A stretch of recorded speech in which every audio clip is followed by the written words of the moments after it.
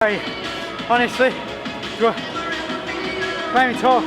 Come on, here we go, motherfucker. Last ones. Come on.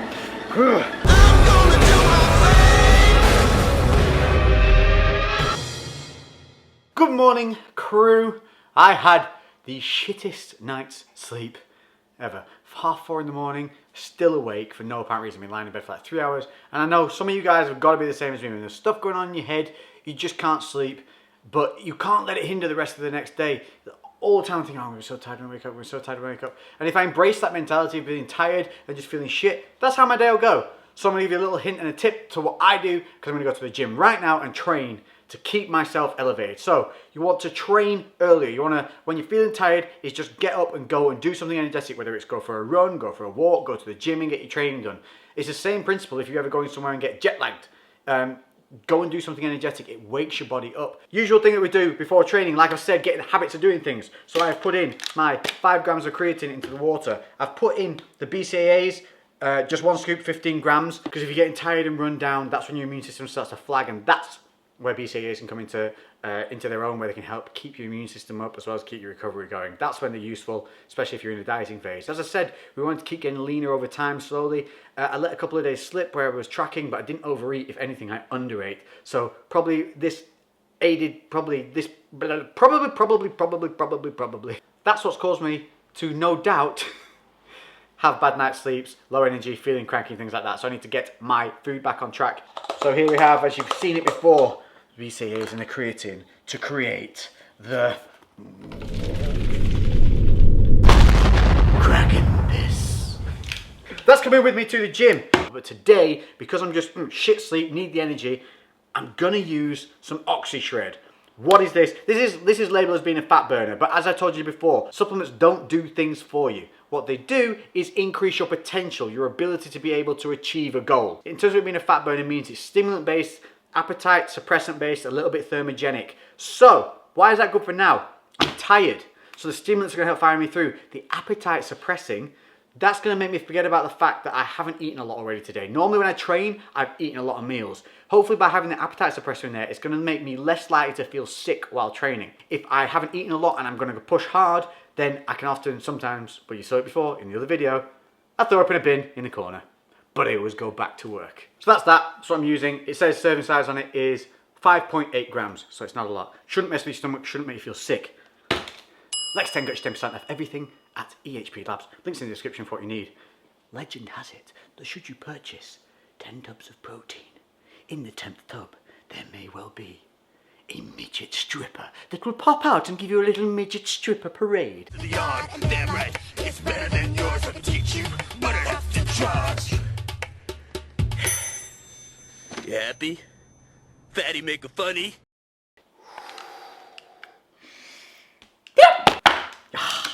Brown belt. So you see the serving size of this is not massive. Don't go mental. If you're going to start using this, do not. 1 scoop, ease yourself in. Don't work either.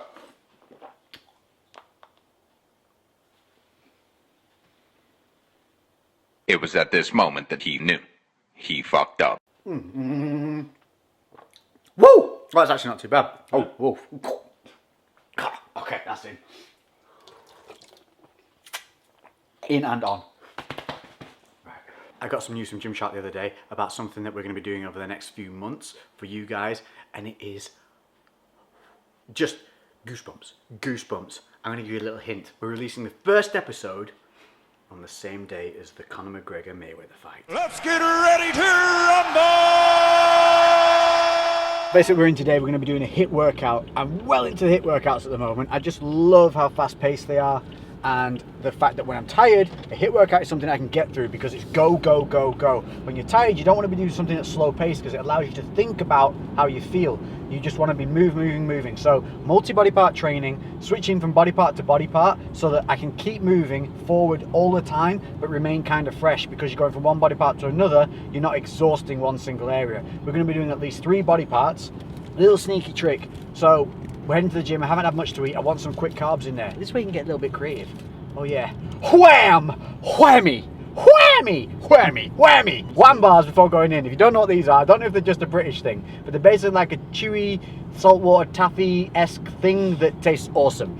And there's around about 15 grams of carb in each one, so that's 30 grams of carb right there. They got bananas in the gym if I need it, and we're literally gonna get in, fucking head down, and just grind, because I have 1 month to get fit for an amazing project that I'm gonna be doing with Gymshark. They got some tunes going on today.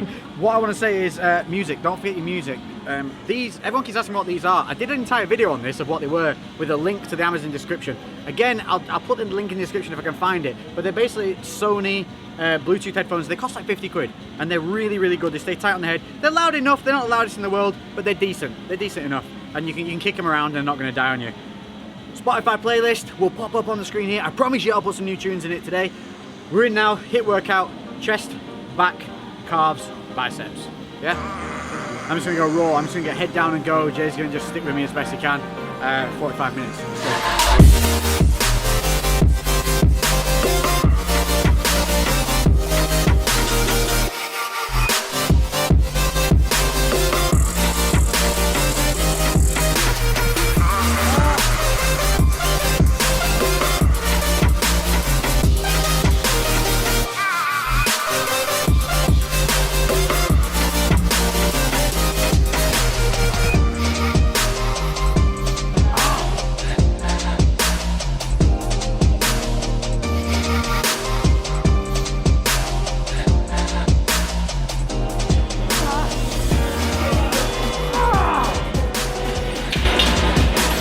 Done.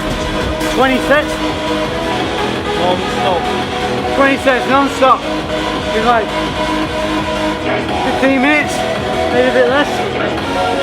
The goal here, remember, this is HIIT training. Well, it's fast-paced training, it's high-intensity training, but that doesn't mean repping things quickly. The reps are still slow, the reps are still technical.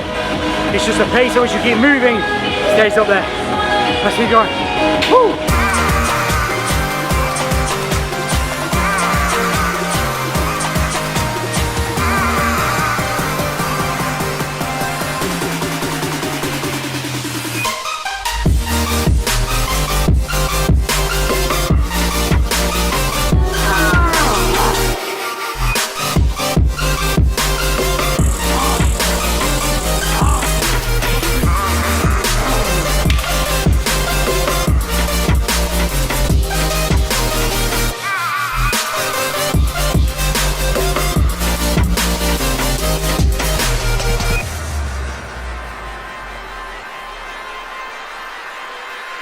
Here we go. How you feeling, mate? Honestly, can't even talk. This is why I don't stop. I just keep freaking moving. The moment you stop is when you start to really feel it. Give yourself that 1, 2, 3 move. Even if that move is just walking to the next fucking station slowly, just keep fucking moving. I've left my headphones over there, so I can't wait to get back over there now. Come on, here we go, motherfucker. Last ones. Come on.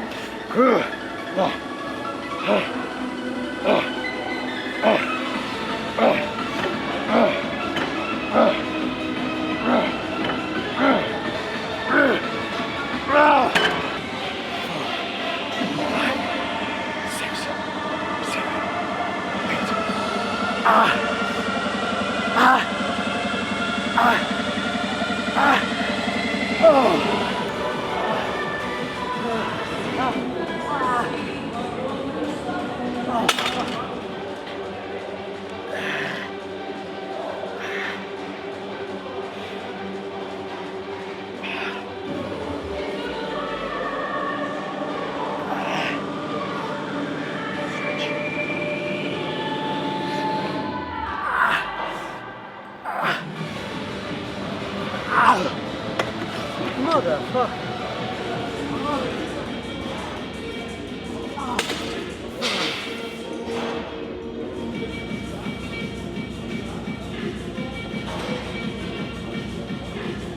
We're done. Done? Done. Small victory. We didn't throw up. Whew, okay, so we are back from the gym, back home, and Jesus, was that tough. But I managed to keep the vomit down. That is a big, big win for me. Beautiful day, so I thought we'd just sit outside and have a bit of a chat. You might hear a bit of wind, but sod it, it's nice and sitting inside, isn't it?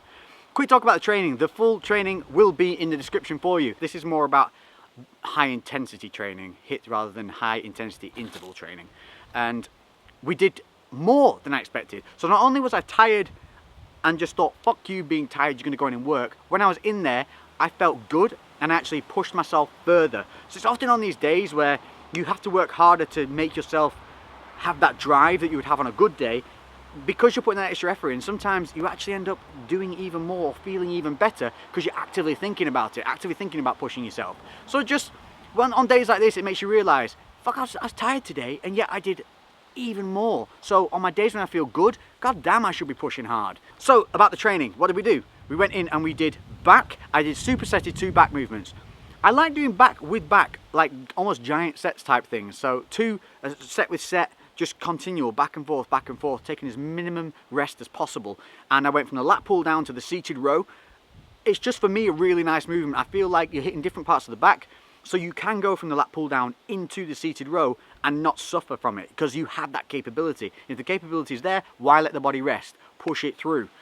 Then we moved on, cable flies, supersetted with bicep curl into shoulder press. This is a movement I've shown you loads. I fucking love it. It's such a nice functional movement. So you're doing the bicep curl into the Arnold press. The trick with this is to keep the curl nice and tight towards the top so you get that real rotation outward. Don't start getting lazy and start rotating out before you get to the top. Make it work. Bicep curl into the Arnold press. Then from that, we went to doing the cable flies. Most people put cable flies at the end of the workout.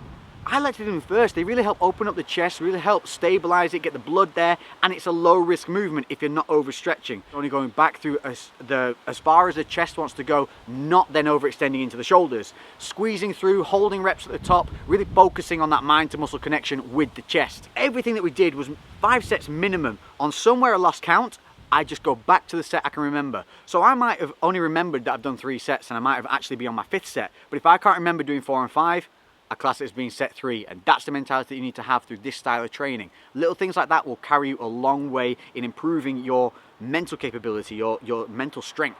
Then moved on next to the dumbbell press. And if you notice when I was doing this, I was purposely keeping my elbows tucked in quite tight. I was making sure the outer head of the dumbbell was angled a little bit higher than the inside of the dumbbell. This really helps keep focus on the chest. A lot of people, when they're pressing up, they'll let that dumbbell outer head dip down. Woo, windy.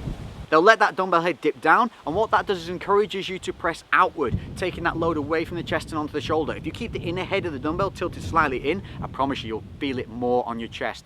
Went straight from that into hammer rope curls on the cable. So you're literally going from an entire muscle group to an entire different muscle group. There's no excuse for waiting around, because you are not using biceps when you're pressing chest. You're just not. So get that mentality into your head. Get to that bicep, pick it up, and rep out, because it should be fresh. It's all in your head. That tiredness is in your head because the muscle is ready to go. Throughout that training, and you know how many times I was just stood there going, pick it up, Lex, pick it up. I have this little inner monologue going, which actually isn't inner monologue. I actually say it out loud all the time and people must think I'm mental. But I literally stand there going, pick up the weight, Lex, pick up the weight. And if I'm stood there and I stutter, I'll count. I'll go 1, 2, pick it up, and then it makes me pick it up. Just create these positive triggers throughout time to keep yourself going. The more you do them, the more they'll become a good habit. Then we moved on to calves. I did, and this is a really good one actually. You'll see now I did the seated, I don't know what you call that machine, man. It's like a calf press. It's not even a press. It's you. Like a calf extension, you've just seen it. You know exactly which one I mean. Yeah, calf extension. The reason I love that is because you're not having to flex any of your toes. And the issue I found a lot is because I started training my calves like 2-3 times a week. If you do a lot of things where your toes are the pivot point, they start to hurt. This one takes the toes out of it. It's complete dorsiflexion movement, moving from the ankle, and your feet are almost flat. So it's very good. If you have any issues with toes, that is a great machine to do it on. Oh, and I did that with, I actually did 3 movements for biceps. Shit, yeah, because I did that calf movement with the plate, curling the plate. Now I did that thumbs over. So what I was doing there was putting my thumbs over, I was trying to make the forearms work a little harder with that. Plus it's a wide grip and I was stabilizing my core. Throughout everything I did today, I was doing what I told you to do in that posture video that I released the other day. If you haven't seen it, check it out. It's all about maintaining your core by pulling your lower abs in, squeezing your glutes a little bit, and stopping yourself having that anterior pelvic tilt going on, which a lot of people have. So throughout all these movements, I was making sure my core was tight, and that makes every single rep harder. Because 1, it's harder to breathe because I'm not used to that motion, so I'm having to control my abs, mentally control my abs, which is also affecting my breathing. And I'm trying to develop that motor pathway of keeping the core engaged. Very, very important. Then we finished on the calf, seated calf with the shoulder fly machine because they were next to each other. So I actually ended up doing back, chest, biceps, shoulders, calves. 5 body parts, killed it in an hour. Killed it. Full workout in the description below, check it out and give it a go. Let me know what you think. So the last reveal that you guys saw was the BMW 4 Series, which has been a joy to drive. But you know I love 2 wheels. You know I love being out with the freedom of the motorbike world. Just out and about. It's one of my favourite things. If you don't ride a motorbike or never have, oh, I urge you to do it. It's fucking awesome. There's no other way to describe it. But you saw the reveal of this car. You saw the mini reveal of Laney's new car. But I thought we needed to do something with the motorbikes. Check it out. So you saw what I had before. Here's what we got now.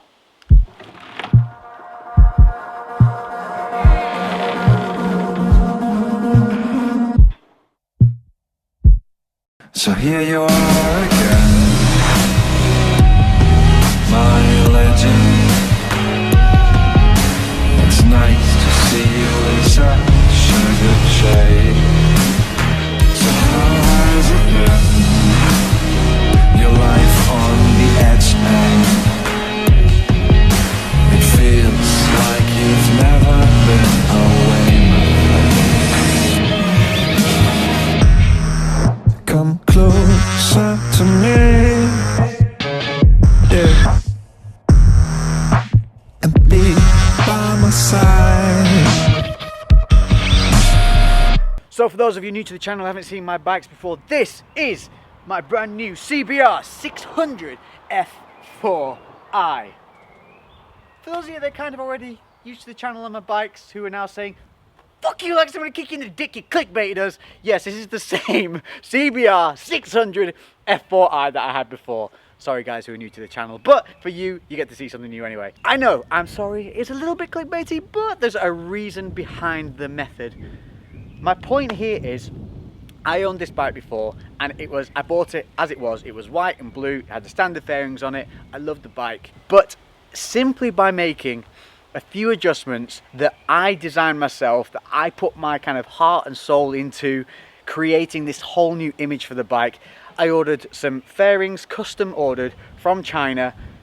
I designed the entire paint job on the bike. So it was, you know, back and forth with pictures, designing it, putting my own twist on things. These are not fairings that you can buy as standard for the bike. I picked the colors, the design, the pickups, everything that you can see on here. Adding on little things like the brand new anodized red rear sets just really helps set things off alongside obviously the color match to the bike, little brake levers and bearings. All these little things are my own personal touches. So my point being is that sometimes you don't always need something new. You don't always need to be going out and spending or feeling like you need to have something new and being a little bit, let's say, materialistic about things. Sometimes everything you need is already there with you. You already have it. You just have to find that love again for it in whatever manner that may be. With the bike, it was just me redesigning a couple of things and then making it really my own. And it's just made me fall in love with it again, absolutely, for a fraction of what it would have cost for me to go out and splurge buying a new bike, which I could have done. You know, I could have taken the addiction that I have to this and gone and needlessly done something. But instead, I took that energy and passion and put it into creating something that I can call my own. Buying a new bike, what would that cost me? Somewhere between £5,000–10,000. I did all this for under maybe £500, and I did it myself. I got involved. I took the fairings off the bike, stripped it all down, rebuilt it back up. I designed it, and it's me, so there's me in the bike. I think the point I'm trying to make is here, don't chase things that you think you should be chasing. Do what makes you happy. And often, if you're already living a life that you enjoy, most of the things that you ever want are already around you. So it's as simple as this. Don't get wrapped up in other people's lives. Focus on you. Focus on what you love and what makes you happy, and work within that. I think that kind of sums up what I'm trying to do here. So I do apologise for a little bit of the clickbaiting, but hopefully you can appreciate, you know, that is pretty. Yes, for those of you that have been asking, I will set up doing a ride out. I want to do it quite ahead of time because I know a lot of people are going to come from different areas, but I will 100% arrange that once we have a solid weekend of sun. So if you're interested in doing a ride out, you don't even need to have a bike. If you just want to come and we'll ride somewhere and have a meet up at the end. How about that? So if you want to ride, you can come and ride. If not, you can drive and come and meet us, and we'll all just chill out at the end, and we will arrange that at some point during the summer. Hit me up with some ideas, hit me up with some places. Let me know if that would be something you'd be interested in, and I'll 100% make it my goal to make that happen. I hope you enjoyed this video. I hope it's giving you some ideas for training, a little bit of life advice, and hit the like button, subscribe, comment below with anything else you want to see. Guys, if you see someone asking a question and you know the answer to it, help each other out. You've been doing it a lot recently. Very proud of you all. You are my crew, and I'll catch you in the next one. Lex, out.